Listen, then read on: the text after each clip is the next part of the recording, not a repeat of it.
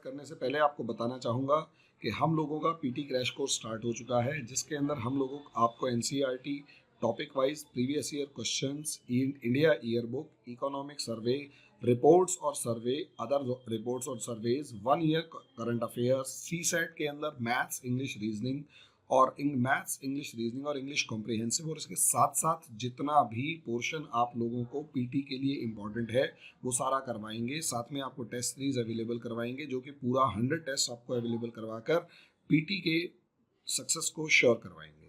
तो जो भी स्टूडेंट हमारे इस पीटी के कोर्स को ज्वाइन करना चाहता है वो हमारे दिए गए नंबर्स पे कॉल करे, व्हाट्सअप करे, या फिर वो किसी भी तरीके से हमसे कांटेक्ट करें, हम अपने आप इन्फॉर्मेशन बाकी प्रोवाइड कर देंगे। आओ टॉपिक स्टार्ट कर। हेलो दोस्तों, नमस्कार, आदाब। दोस्तों, जिस तरीके से मेरी आपसे बातचीत हुई और मैंने आप लोगों से ये कहा, जो कि मेरा छोटा सा एक वादा भी था और मैं कोशिश करूंगा उस वादे को पूरा किया जाए कि आप लोगों की एनसीईआरटी सीरीज़ चालू की जाए। और उस एनसीईआरटी सीरीज़ के अंदर मैंने हिस्ट्री के लेक्चर्स कुछ अपलोड करने की बात की थी, और ये मैंने पहला लेक्चर तो कल अपलोड किया था, वो सिर्फ एक इंट्रोडक्शन के फॉर्म में था। आज का जो लेक्चर है वो एक नेक्स्ट लेवल पर है। हम ये ओल्ड एनसीईआरटी को पढ़ा रहे हैं, और बार बार मैंने पिछले लेक्चर में भी आपको बुक दिखाई थी कि ये वाली बुक आपने उठानी है, पढ़नी है। यकीन मानिए ऑप्शनल तक की हिस्ट्री इसके अंदर प्रिपेयर हो जाएगी और डायरेक्ट क्वेश्चंस आपको मिलेंगे। और यही रीज़न है कि हम इन सब टॉपिक्स को कवर करने वाले हैं अपने एनसीईआरटी वाले इस सिलेबस के अंदर। कुछ इसमें यूट्यूब के ऊपर भी लेक्चर्स अपलोड होंगे, तो वो यूट्यूब वाले बच्चे भी अपना लाइक, सब्सक्राइब, शेयर कर दें, कमेंट कर दें। बाकी पीटी का कोर्स चल रहा है, अगर ये यूट्यूब पे देख रहे हैं तो पीटी का कोर्स चल रहा है। आप लोग आकर उसके अंदर हमारे से शामिल हो सकते हैं, और ज़्यादा से ज़्यादा बच्चे उसमें जितना शामिल होंगे उतना ज़्यादा बेहतर रहेगा। टॉपिक पे आ जाते हैं दोस्तों। हमारा टॉपिक जो यहाँ पर है वो है डिक्लाइन ऑफ मुगल्स। अब ये डिक्लाइन ऑफ मुगल्स की अगर मैं बात कर रहा हूँ यहाँ पर, तो यानी मुगलों का पतन। और इसके अंदर मैंने पिछली क्लास में आपसे डिस्कशन किया था कि असलियत में हमारा जो टॉपिक है हमने जो पहली क्लास में डिस्कस किया था वो ये किया था कि मॉडर्न इंडिया क्या है। अब जब हमने डिस्कस किया कि मॉडर्न इंडिया यानी कि आधुनिक भारत क्या है, तो उसके अंदर हमने बताया कि असलियत में मिडीवियल हिस्ट्री से मॉडर्न हिस्ट्री तक जो शिफ्ट होता है, मिडीवियल से मॉडर्न यानी क्या नाम है, मध्यकालीन से आधुनिक भारत की तरफ जो शिफ्ट होना है, उसके बारे में हम यहाँ पर डिस्कशन करने वाले हैं। तो यहाँ पर अगर आप देखेंगे मॉडर्न इंडिया वाला पार्ट, तो आपको मैंने कहा कि इन सब सेक्शंस के ऊपर हम लोग डिस्कस करने वाले हैं। अब आ जाते हैं चैप्टर 1। चैप्टर 1 जो इस बुक में है, उस बुक के अंदर जो चैप्टर 1 है, इसके 5 सेक्शंस आप देखेंगे, जिसके अंदर डिके ऑफ मुगल एम्पायर, क्योंकि यही एक पिलर है। क्योंकि असलियत में समझिए, डिके ऑफ मुगल एम्पायर सबसे इंपॉर्टेंट, उसके बाद इंडियन स्टेट्स एंड सोसाइटी। क्योंकि जब तक मुगल एम्पायर का डिके नहीं होगा, डिक्लाइन नहीं होगा, तब तक आप न्यू फेज में एंटर नहीं कर सकते। ये पक्का है भाई। नए घर में अगर नया सोफा लाना है तो पुराना हटाना पड़ेगा, वहां से बिल्कुल उसको बाहर निकालना पड़ेगा। यही चीज है, नई चीजें लाने के लिए पुरानी चीजों को हटाना पड़ता है, नए सिस्टम को लाने के लिए पुराने सिस्टम को हटाना पड़ता है, और यही फिलॉसफी नॉर्मली चलती है। और इसीलिए दोस्तों अगर हम देखते हैं तो हमारा पूरा का पूरा फोकस जो है वो पुरानी चीज़ें जो जो चेंज हुई उसमें क्या क्या चेंज आए वो देखना पड़ेगा। और दूसरा इंडियन स्टेट्स एंड सोसाइटी के बारे में, तीसरा economy, social and economic conditions of people, पांचवा एजुकेशन, और छठा सोशल एंड कल्चरल लाइफ। इसके बारे में मोटा मोटा डिस्कस कर चुका था। अब अगला पोर्शन अगर मैं देखता हूं यहां पर, तो सबसे पहले अगर आप पढ़ना चाहते हैं पहला टॉपिक यानी डिके ऑफ मुगल एम्पायर या डिक्लाइन ऑफ मुगल एम्पायर यानी मुगल साम्राज्य का पतन, तो सबसे पहले इतना समझ लीजिए, कोई भी साम्राज्य होता है वो एक बिल्डिंग की फॉर्म में होता है। साम्राज्य या एम्पायर जो होगा वो एक बिल्डिंग की फॉर्म में होगा, जिसके अलग अलग पिलर्स होते हैं, और उन पिलर्स की मजबूती के ऊपर, जैसे पिलर की मजबूती के ऊपर बिल्डिंग खड़ी हुई होती है, ऐसे ही स्तंभों के ऊपर, उन सब चीज़ों के ऊपर एक साम्राज्य खड़ा होता है।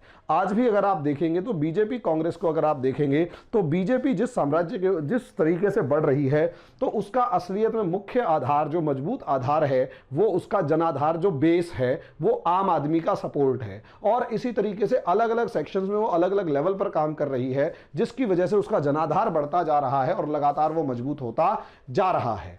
यही चीज इस डिके ऑफ पिलर्स का मतलब यह है कि पिलर्स को हमारे को समझना पड़ेगा कि किन पिलर्स के ऊपर on which Mughal empire was present, जिसके ऊपर मुगल एम्पायर खड़ा था, मुगल साम्राज्य खड़ा था, वो पिलर्स को हमें समझना पड़ेगा।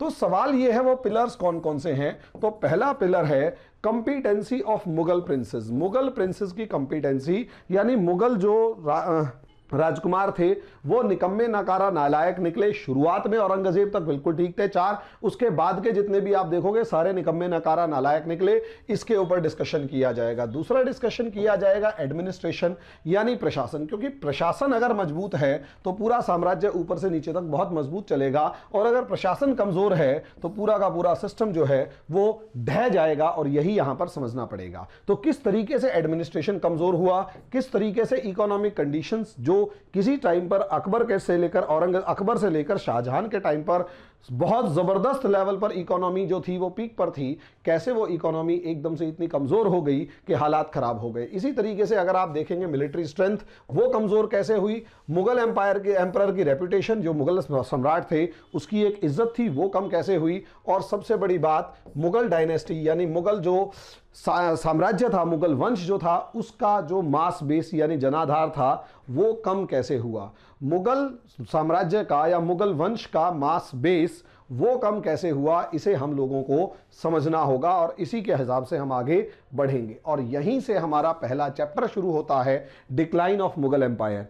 इसमें हमने क्या किया है, टॉपिक वाइज, क्योंकि एनसीईआरटी एक थोड़ा बोरिंग सी किताब होती है, बच्चों को पढ़ने में थोड़ा आनंद नहीं आता, तो इसलिए इस एनसीईआरटी के अंदर जो सीधा सीधा लिखा हुआ है हमने उसमें बहुत सारे इस तरीके के मैप जोड़ दिए हैं, और बहुत सारे आगे आगे आप लोगों को टॉपिक वाइज समझाते चले जाएंगे कि इस टॉपिक को ऐसे ऐसे यहां इस तरीके से पढ़ा जाएगा तो ज्यादा बेहतर समझ में आएगा। और यही रीजन है कि डिक्लाइन ऑफ मुगल एम्पायर की जब बात की जाती है, मुगल साम्राज्य के पतन की जब बात की जा रही है, तो यहां आप पहले समझ लीजिए कि 1707 में मुगल एम्पायर कितना बड़ा था। तो असलियत में अगर आप देखें तो यहां काबुल से लेकर कांधार तक, और उसके बाद ये मराठा साम्राज्य जो बड़ा दिखा रखा है ये इतना बड़ा भी नहीं था, ये समझ लीजिए। ये था लेकिन इतना बड़ा नहीं था। मैसूर जो था वो भी कहीं ना कहीं मुगलों की डोमिनेंस मान चुका था, और त्रावणकोर से लेकर छोटे मोटे यहां पर साम्राज्य हुआ करते थे, वरना पूरे के पूरे इंडियन सब कॉन्टिनेंट यानी भारतीय उपमहाद्वीप के ऊपर अगर आप देखें तो सिर्फ और सिर्फ पूरे के पूरे इंडियन सब कॉन्टिनेंट यानी सब पूरे के पूरे इंडिया भारतीय उपमहाद्वीप पर सिर्फ और सिर्फ मुगल एम्पायर इस तरीके से आपको दिखाई दे रहा है। अब सवाल यही है कि ये जो इतना बड़ा मुगल साम्राज्य था, ये जो इतना बड़ा मुगल एम्पायर था, उसका डिसइंटीग्रेशन कैसे हुआ, उसमें टूट फूट कैसे हुई, और कैसे वो छोटे छोटे टुकड़ों में डिवाइड होता चला गया। लेकिन हम क्योंकि एनसीईआरटी पे कंसंट्रेट रहेंगे और मैं बहुत ज्यादा इधर उधर चीजों को नहीं हिलाऊंगा, तो असलियत में यहां समझिए पहले कंटेंट ऑफ चैप्टर क्या है। कंटेंट ऑफ चैप्टर क्या है उसको जब तक आप नहीं समझेंगे कि इस चैप्टर में हमने क्या पढ़ना है, तब तक आप आगे नहीं बढ़ सकते। और यहां कुछ छिपी हुई लाइनों में वो चैप्टर नजर आएगा कि कंटेंट ऑफ चैप्टर क्या है। तो सबसे पहले इन द एंड के अंदर अगर आप देखेंगे 1803 इज द ईयर। अब ये एक तारीख याद करनी है, Delhi was occupied by British army and Mughal emperor was reduced to mere a pensioner of foreign power. जो दिल्ली थी वो मुगल साम्राज्य मतलब वो ब्रिटिश सेना द्वारा जीत ली गई। हालांकि दिल्ली उससे पहले मराठों के कब्जे में थी और उससे पहले मुगलों के कंट्रोल में थी। अगर आप देखेंगे तो दिल्ली उससे पहले रोहिल्लों के कंट्रोल में थी और रोहिल्लों से पहले वो मुगल बादशाहों के कंट्रोल में थी। तो यहां अगर आप देखते हैं तो एक फैक्ट हो गया कि 1803 के अंदर दिल्ली पर अंग्रेजों ने कब्जा किया। अब यहां से this line is the crux of this chapter.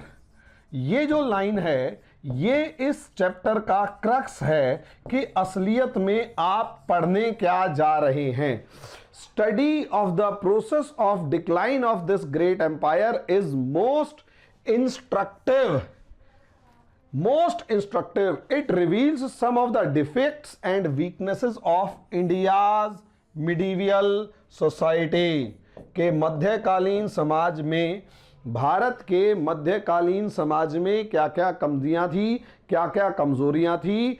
Economic और आर्थिक और राजनीतिक जो स्ट्रक्चर व्यवस्था थी उसमें क्या क्या कमियां और कमजोरियां थी, जिसकी वजह से subjugation of the country by East India Company, जिसकी वजह से पूरे का पूरा देश जो है वो एक कंपनी के हाथों फ्लॉप मतलब मतलब दब गया या आगे नहीं बढ़ पाया। इस पर्टिकुलर लाइन को समझिए, यही पूरा चैप्टर है और असलियत में मॉडर्न हिस्ट्री का एक फैक्ट जो है, यानी यहां तक कि जो 17th सेंचुरी है, जो 17th सेंचुरी है, सॉरी 18th सेंचुरी है, उस 18th सेंचुरी में ऐसी क्या क्या समस्याएं थी, क्या क्या कमजोरियां थी कि भारत ईस्ट इंडिया कंपनी का गुलाम हो गया, यहां पढ़ने को मिलेगा। असलियत में लाइनें यहीं से निकलती हैं और यही चीजें होती हैं जो आपको आंसर राइटिंग में भी काम आती हैं, क्योंकि ये सेंस को समझने का बात करती हैं। जब तक आप टॉपिक की सेंस नहीं समझेंगे कुछ नहीं होगा। मैं हो सकता है इसे 2 लाइनों में बता दूं, लेकिन मेरा टारगेट वो स्टूडेंट है जो बेचारा जीरो से स्टार्ट करने की कोशिश कर रहा है और उसे किताब पढ़ने में समस्या आ रही है। मेरा टारगेट वो स्टूडेंट है ही नहीं जो पहले से किताब पढ़ के बैठा हुआ है। किताब पढ़ के बैठे हुए बहुत अच्छी बात है, हो सकता है कुछ नई चीजें बता दूं, लेकिन जिस बच्चे को किताब पढ़ने में समस्या आ रही है और पुरानी एनसीईआरटी कंप्लीट नहीं कर पा रहा, मेरी जिम्मेदारी अब मैंने ली है कि यह आदि पुरानी एनसीईआरटी आपको कंप्लीट करवाऊंगा। अब यहां unity and stability of the empire had been shaken up during the long and strong regime of Aurangzeb. यहां एक बात समझ लीजिएगा, औरंगजेब का जो साम्राज्य था, इसे समझिए।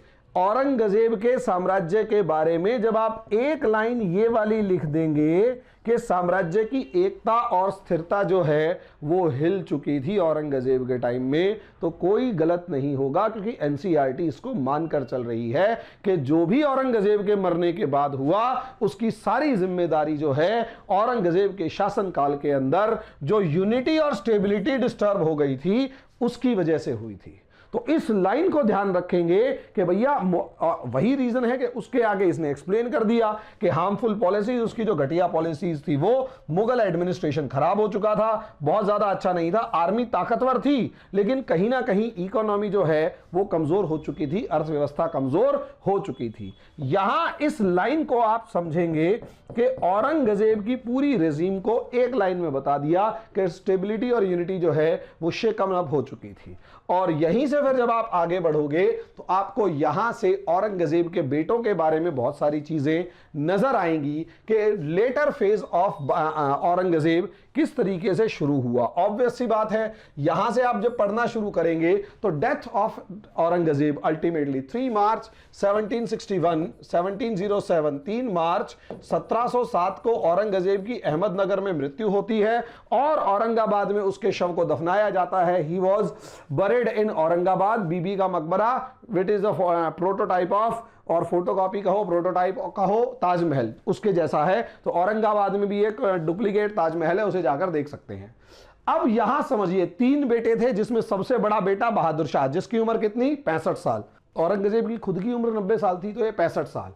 वो पढ़ा लिखा था, समझदार था, सक्षम था, लर्नेड, डिग्निफाइड, एबल, और यही रीजन है कि उसने policy of compromise and conciliation adopt की। यहां अगर ऑप्शनल वाला स्टूडेंट होगा तो इस एक शब्द के ऊपर से सोचना पड़ेगा कि policy of compromise and conciliation जो थी वो सच में कामयाब हुई या नहीं हुई। लेकिन मेंस वालों को करने की कोई जरूरत नहीं है, मेंस वालों को सिर्फ पढ़ने की जरूरत है कि बहादुर शाह था और उसने अच्छी पॉलिसीज अपनाई, और जो पॉलिसीज नैरो माइंडेड पॉलिसीज थी और मेजर्स थे जो औरंगजेब ने अपनाए थे उनको रिवर्स कर दिया, काफी हद तक उनको काफी हद तक बदल दिया। और यही रीजन है tolerant attitude towards the Hindu chiefs and राजाज। ये वर्ड याद करेंगे कि उसने टॉलरेंट पॉलिसी अपनाई, और नो डिस्ट्रक्शन ऑफ टेंपल्स, यानी मंदिर नहीं तोड़े गए। ये शब्द ध्यान रखेंगे कि टॉलरेंट थी। अब जरूरी नहीं है कि सारे कौन से मंदिर कहां,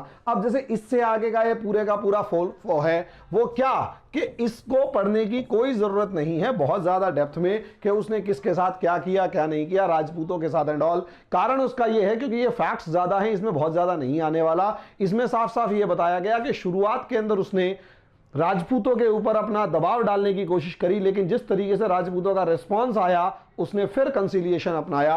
और यही रीजन है कि खफी खान नाम का एक राइटर हुआ करता था, खफी खान नाम का एक राइटर हुआ करता था, जिसने इसको शाह ए बेखबर बताया, क्योंकि ये कहीं ना कहीं इसके ऊपर आरोप लगाता है खफी खान कि जो बहादुर शाह था ये बहुत ज़्यादा काम धाम में या एडमिनिस्ट्रेशन में इंटरफियर नहीं करता, वो ध्यान नहीं देता था।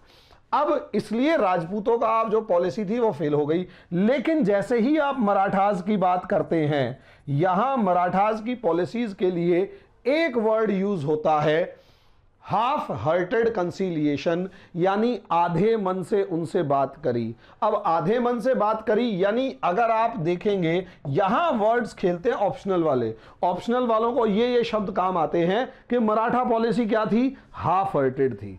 यानी क्यों? क्योंकि ऑब्वियस सी बात है यहां सरदेशमुखी ऑफ डेक्कन तो दे दिया, चौथ नहीं दिया। अब इस वजह से मराठे नाराज हो गए।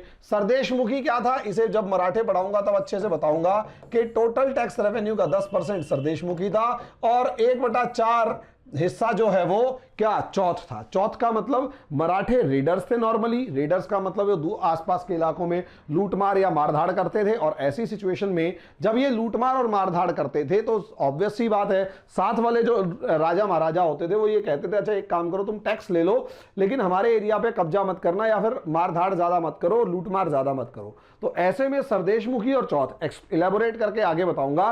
फिलहाल ये दो टैक्सेस मराठा वसूलते थे। अब प्रॉब्लम क्या है, मराठा कहते हैं हमें डेक्कन का चौथ भी दो और सरदेशमुखी भी दो।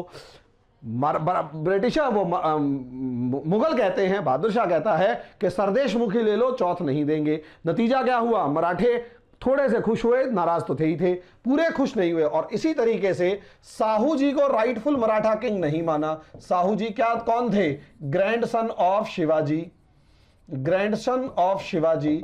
इनको राइटफुल किंग ना मान के उनसे ये कहा कि ठीक है तू भी रह ले। और उनकी एक चाची थी ताराबाई, वो भी रूल कर रही थी।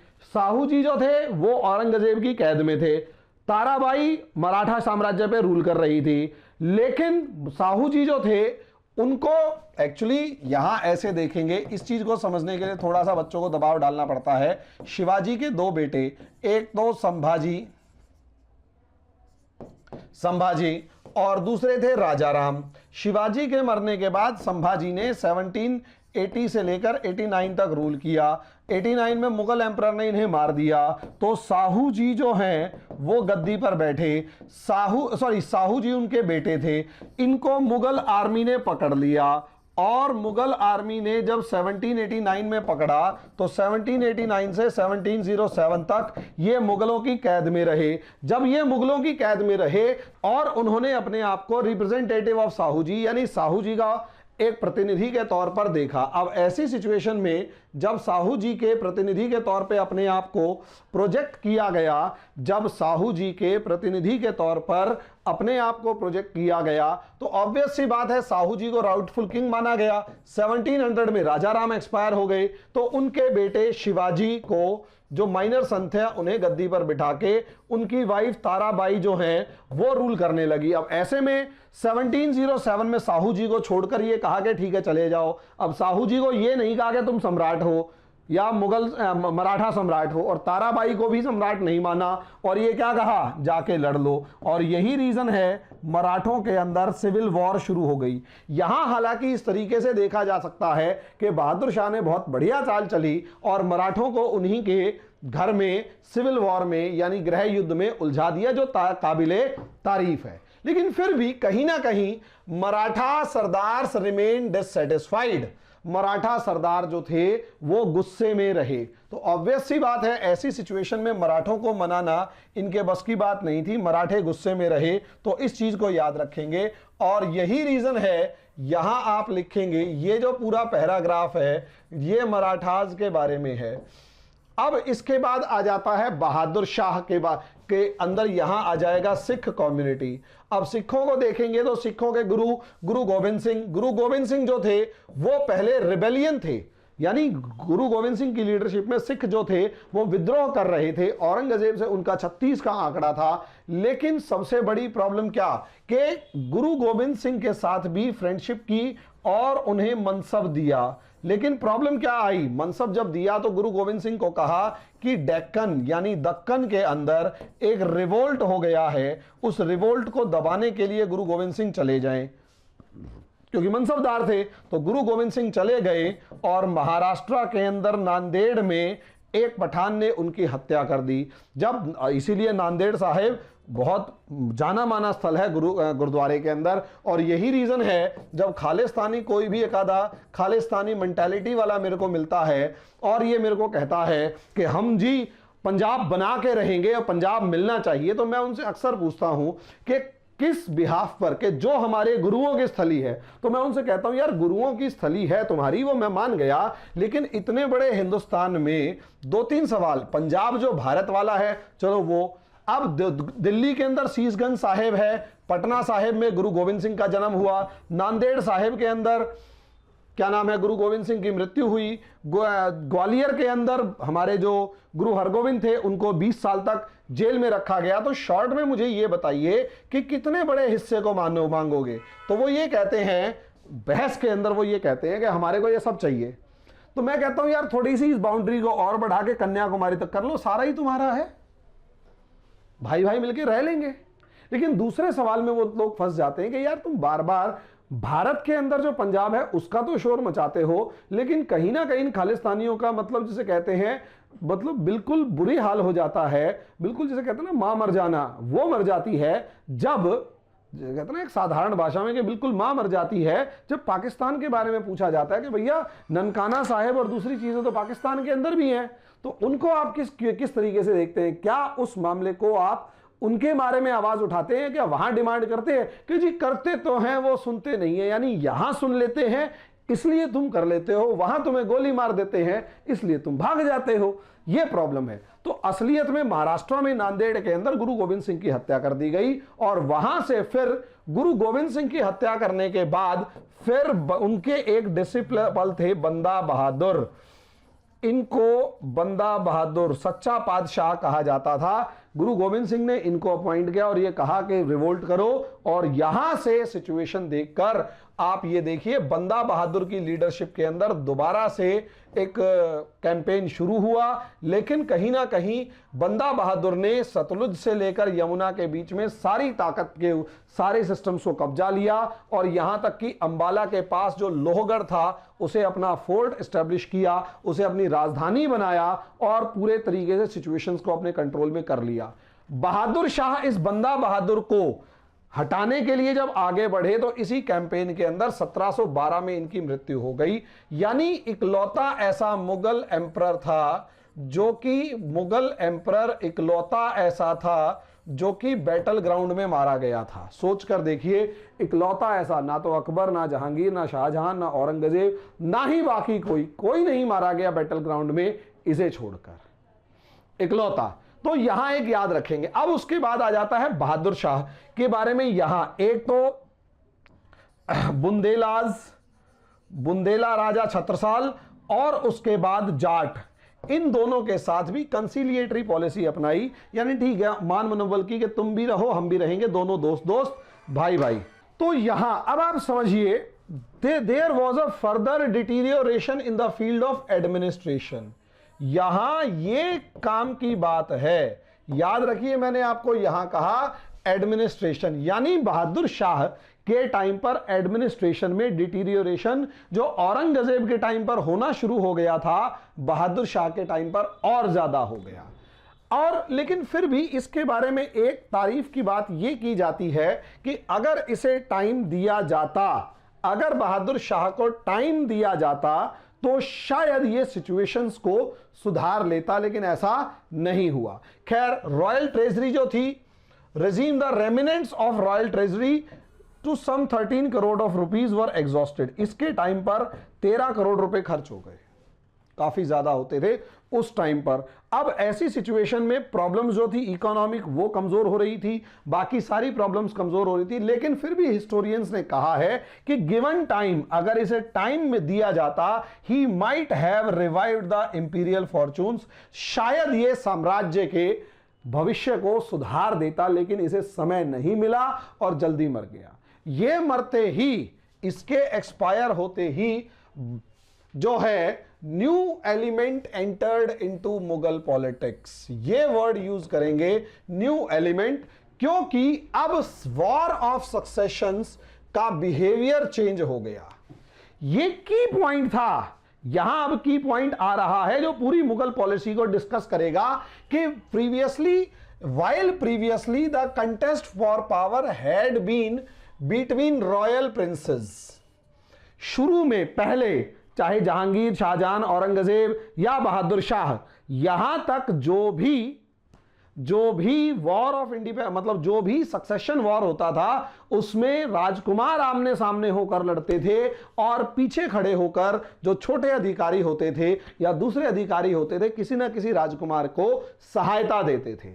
लेकिन यहां ऐसा नहीं था, यहां पहली बार ऐसा हुआ and nobles had merely aided the aspirants to the throne. यानी पहले क्या होता था, राजकुमार लड़ते थे और नोबल्स उनको सपोर्ट करते थे। पहली बार ऐसा हुआ, now ambitious nobles became direct contenders for power and used prince as mere a pawn, pawn का मतलब वो झींगा मछली पकड़ने का, to capture the seats of authority। बस सोच कर देखिए, अब मुगल एम्परर इतने कमजोर हो गए, अब मुगल एम्परर इतने कमजोर हो गए कि वो तो अब बिहेवियर ऑफ सक्सेशन वॉर खत्म हो गया, चेंज हो गया। पहले जो रॉयल प्रिंसेस लड़ते थे, पहले जो रॉयल प्रिंसेस लड़ते थे, अब वो नहीं लड़ रहे हैं, रॉयल प्रिंसेस नहीं लड़ रहे हैं, बल्कि उनकी जगह ऑफिसर्स लड़ रहे हैं। और इन ऑफिसर्स को रॉयल प्रिंसेस के लड़ने की जगह ऑफिसर लड़ रहे थे। कौन? यानी मछली पकड़ने का जो झींगा होता है उसके लिए इस्तेमाल किया जाता है, झींगे के लिए इस्तेमाल किया जाने लगा। यानी अब मात्र पपेट लेवल के रह गए। और यही रीजन है यहां पर बहादुर शाह की डेथ के बाद उसका एक less able son, one of his less able sons, उसके जितने बेटे थे निकम्मे थे, उनमें सबसे निकम्मा जहांदार शाह गद्दी पर बैठा। लेकिन सबसे बड़ी बात यह, जुल्फिकार खान की हेल्प से गद्दी पर बैठा। अब आप यहां देखिए कैसे कैसे वर्ड्स यूज कर रहा है इसके बारे में। वीक कमजोर, डीजनरेटेड गिरा हुआ prince, wholly devoted to pleasure, wholly devoted to pleasure यानी सिर्फ और सिर्फ अय्याशी करता था। लैक्ड गुड मैनर्स, अच्छे आदतें नहीं थी। लैक्ड डिग्निटी एंड डिसेंसी, कुछ नहीं था, सब निकम्मा, नकारा, नालायक टाइप का वर्ड जो भी इस्तेमाल करें वो इसके लिए था। पहली बार अधिकारी ज्यादा ताकतवर हो गए और पहली बार ये जो आपके मुगल सम्राट था ये इतना कमजोर हो गया कि कुछ कहने की हद नहीं, वो केवल पपेट मात्र था। During Jahandar Shah regime, administration was virtually in the hands of extremely capable and energetic Zulfiqar Khan. तो यहां पर जुल्फिकार खान के बारे में कहानी शुरू होगी। यहां पर जुल्फिकार खान के बारे में कहानी शुरू हो गई जो कि एक ऑफिसर था। अब यहां से इस जुल्फिकार खान को पढ़ना इसलिए जरूरी है कि यहां से मुगल एम्पायर की कोर्ट पॉलिटिक्स शुरू होगी और उस कोर्ट पॉलिटिक्स की वजह से कैसे इन बादशाहों को ही मारना शुरू कर देंगे, सोच कर देख सकते हैं। आगे आगे आपको इसी चीज का पता चलेगा और अगले वीडियो, अगली क्लास में इसी चीज के ऊपर डिस्कशन किया जाएगा। दोस्तों जहां भी देख रहे हैं लाइक करें, सब्सक्राइब करें, शेयर करें, बेल आइकन दबाएं, बच्चों तक बताएं, जो भी है कीजिए, हमारे को भी थोड़ा सा सपोर्ट मिल जाए। Thank you. You can download our app from Play Store for free live demo classes.